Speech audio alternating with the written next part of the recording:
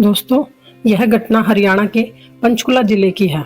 वहाँ एक परिवार रहता था जिसमें माता पिता के अलावा एक बेटी भी थी। बेटी पढ़ने लिखने में बहुत होशियार थी।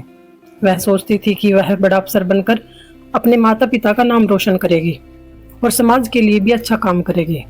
समाज में हो रहे गलत कार्यों को बंद करने में अपना पूरा सहयोग देगी। इसी सोच के साथ उसने आईपीएस की तैयारी की और अंत में उसका चयन भी हो गया। ट्रेनिंग पूरी होने के बाद वह घर आती है। तब उसके माता पिता कहते हैं, बेटी अब तुम एक अच्छी नौकरी पा चुकी हो और तुम्हारी उम्र भी शादी की हो गई है। अब तुम्हें किसी अच्छे लड़के से शादी कर लेनी चाहिए। इस पर लड़की कहती है, पिताजी शादी तो करनी है लेकिन अभी नहीं। अभी मेरा जो लक्ष्य है वह मुझे पूरा करना है। मैं अभी समाज को देखना चाहती हूँ। अभी तक तो मैं सिर्फ एक कमरे में बैठकर पढ़ाई करती रही हूँ। लेकिन पिताजी, समाज में किस तरह के लोग रहते हैं, किस तरह की घटनाएं घटित होती हैं और हमें कैसे उनका सामना करना है, यह सब देखना चाहती हूँ। उसके बाद ही शादी करूँगी। पिताजी ने कहा, बेटी अब तुम समझदार हो गई हो, अपने फैसले खुद ले सकती हो और अपना ध्यान रखना। अनीता ने जवाब दिया, पिताजी आप चिंता ना करें, मैं अपना ख्याल रखूंगी। इसके बाद अनीता अपनी ड्यूटी के लिए रवाना हो गई। पंचकुला में उसकी पहली पोस्टिंग होती है, लेकिन ड्यूटी पर जाने की बजाय उसने अपने पर्सनल ड्राइवर से कहा, मुझे किसी सुनसान जगह पर छोड़ दो। ड्राइवर पहले तो थोड़ा सा हैरान हुआ, लेकिन उसने अपने आदेश का पालन किया। वह अनीता को शहर की एक सुनसान जगह पर छोड़ आया। अनीता ने वहां उतरकर ड्राइवर से कहा, मैं यहाँ से अकेले जाऊंगी और किसी को मेरे बारे में कुछ मत बताना। ड्राइवर ने कहा, मैडम आप निश्चिंत रहो, मैं किसी को कुछ नहीं बताऊंगा। इसके बाद अनीता ने अपने आप को एक भिखारिन की तरह बना लिया और सादे से फटे पुराने से कपड़े पहनकर बाजार की ओर चल दी। कुछ देर बाद वह थाने के पास पहुंची। वहां उसने थाने के आसपास चक्कर लगाना शुरू किया। पुलिस स्टेशन के पास खड़े कुछ कांस्टेबल उसे देखकर बोले, अरे यहाँ क्या कर रही हो, कहीं और जाकर मांगो, यहाँ परेशान मत करो। अनीता ने शांत स्वर में कहा, आप अपना काम करिए, मैं किसी को परेशान नहीं कर रही हूँ। यह कहकर वह थाने के आसपास घूमने लगी जैसे वह कुछ खास तलाश रही हो। अनीता जो भिखारिन के रूप में थाने के आसपास घूम रही थी, हर चीज पर बारीकी से नजर रखे हुए थी। लगभग 20 से 30 मिनट के बाद अचानक थाने के बाहर भीड़ जुटने लगी। भीड़ के बीच अनीता ने कांस्टेबल से पूछा, साहब यहाँ इतनी भीड़ कैसे लगी है? कांस्टेबल ने लापरवाही से जवाब दिया, एक लड़की का मामला आया है, रेप का केस है, उसका परिवार शिकायत लेकर आया है, लेकिन जिसने यह किया है वह एक अमीर व्यापारी का बेटा है। मामला थोड़ा पेचीदा है। यह सुनकर अनीता के कान खड़े हो गए। उसने देखा कि लड़की का परिवार रो रहा है और वहीं आरोपी के प्रभावशाली परिवार के लोग अपनी शक्ति का प्रदर्शन कर रहे थे। अनीता ने पुलिस वालों की नजर से बचते हुए थाने के अंदर घुसने की कोशिश की। जैसे ही वह अंदर पहुंची, वहां मौजूद अधिकारी चौंक गए। दरोगा साहब ने गुस्से से पूछा, अरे इसे अंदर किसने आने दिया? यह भिखारिन यहाँ कैसे घुस आई? कांस्टेबल घबरा गए और बोले, साहब हमारी नजर इस पर नहीं पड़ी, पता नहीं यह कब अंदर आ गई। दरोगा ने कहा, इसको कुछ खाने को दे दो या कुछ पैसे दे दो और यहाँ से भगाओ, हमें अपना काम करने दो। कांस्टेबल ने अनीता से कहा, देखो तुम यहाँ से चली जाओ, कुछ पैसे चाहिए तो ले लो या कुछ खाने का चाहिए तो ले लो, लेकिन यहाँ मत बैठो। अनीता ने उनकी बात से अनसुनी करते हुए कहा, साहब मैं यहाँ थोड़ी देर बैठना चाहती हूँ, थक गई हूँ और बाहर बहुत ज्यादा गर्मी भी है, मैं आपको परेशान नहीं करूंगी, बस थोड़ी देर बैठने दीजिए। अनीता थाने के बाहर एक पेड़ के नीचे बैठ गई और वहां से दरोगा की हर गतिविधि पर नजर रखने लगी। उसने देखा कि लड़की का परिवार रोते हुए न्याय की गुहार लगा रहा था, लेकिन आरोपी के प्रभावशाली पिता दरोगा को रिश्वत देकर मामला दबाने की कोशिश कर रहे थे। दरोगा ने लड़की के पिता से कहा, देखिए यह मामला कोर्ट कचहरी में गया तो सालों लग जाएंगे, बेहतर होगा कि यही निपटा लें। अनीता यह सब चुपचाप देख रही थी। उसे गुस्सा भी बहुत आ रहा था। वह जानती थी कि अब समय आ गया है अपनी पहचान और अधिकार का सही उपयोग करने का।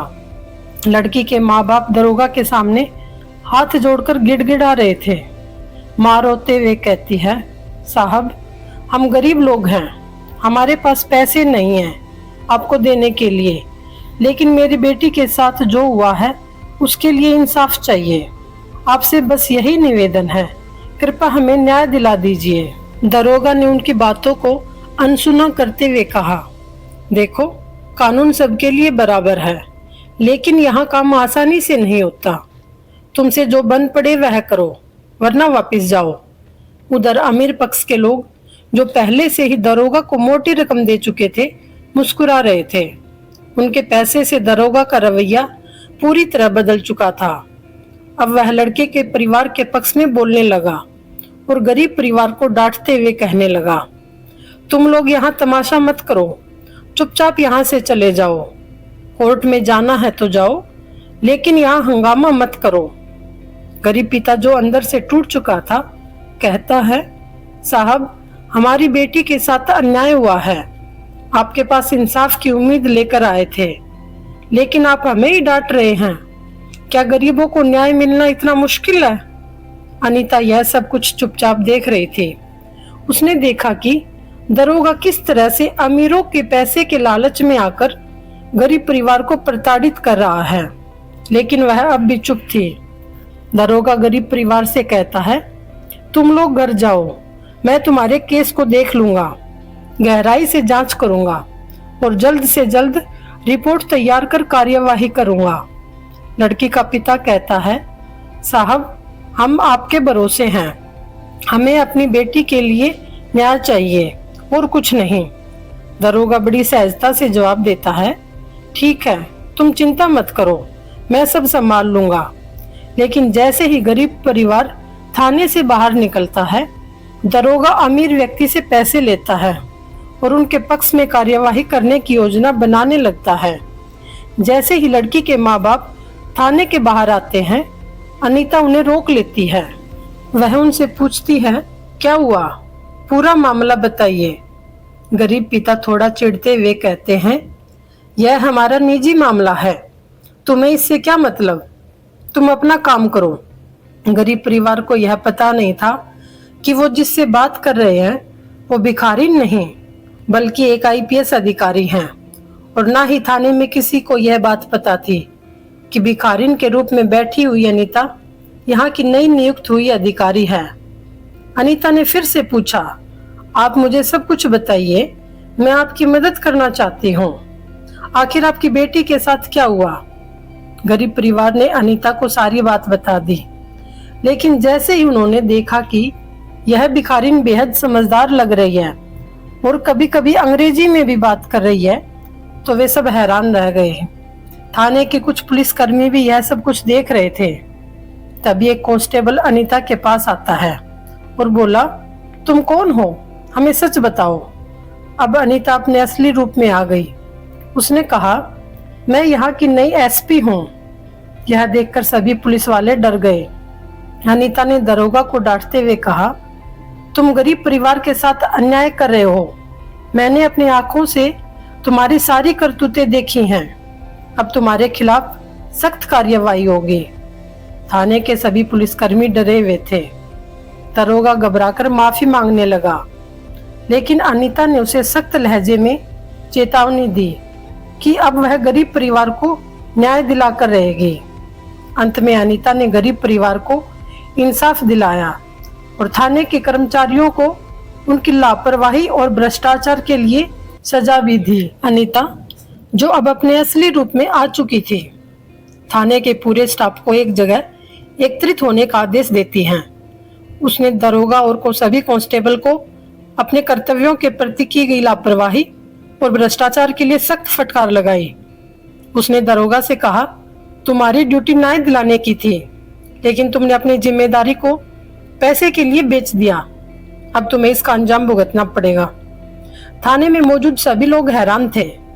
उन्हें समझ नहीं आ रहा था कि अचानक से यह सब कैसे हुआ, लेकिन अनीता ने यह सुनिश्चित किया कि हर दोषी को सजा मिले और गरीब परिवार को तुरंत न्याय मिले।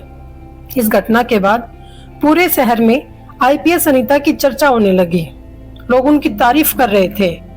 हर जगह बस यही बात हो रही थी कि कैसे एक आईपीएस अधिकारी ने भिखारिन का वेश धारण कर भ्रष्टाचार को बेनकाब किया और गरीब परिवार को न्याय दिलाया। दोस्तों, धर्म केवल पूजा अर्चना तक सीमित नहीं है, यह कर्तव्य निभाने का मार्ग है। हमारे शास्त्रों में भी कहा गया है, जो धर्म की रक्षा करता है, धर्म उसकी रक्षा करता है। आज के समय में धर्म का अर्थ है अपने कर्तव्यों को पूरी निष्ठा और ईमानदारी से निभाना। ऐसे अधिकारी जो गरीबों, पीड़ितों और शोषित लोगों के लिए खड़े होते हैं, असल में समाज के सच्चे रक्षक हैं। उनकी जिम्मेदारी सिर्फ अपराधियों को पकड़ने तक सीमित नहीं है, बल्कि यह सुनिश्चित करना भी है कि न्याय हर इंसान को मिले, चाहे वह गरीब हो या अमीर हो। दोस्तों, इस कहानी को सुनाने का उद्देश्य किसी की भावनाओं को आहत करना या किसी को ठेस पहुंचाना बिल्कुल भी नहीं है। इसका उद्देश्य आपको जागरूक करना है और आपको प्रेरित करना है। इस घटना ने आपका दिल और दिमाग को सोचने पर मजबूर कर दिया होगा। हमारे समाज में ये क्या हो रहा है और हमें इनसे कैसे निपटना चाहिए। दोस्तों, अगर आपको इस वीडियो से कुछ सीखने को मिला हो तो इस वीडियो को लाइक, शेयर व हमारे ज्ञान की बातें यूट्यूब चैनल को सब्सक्राइब जरूर करें। तो मिलते हैं एक और नई वीडियो के साथ। तब तक अपना और अपनों का ख्याल रखें। धन्यवाद। जय श्री राम।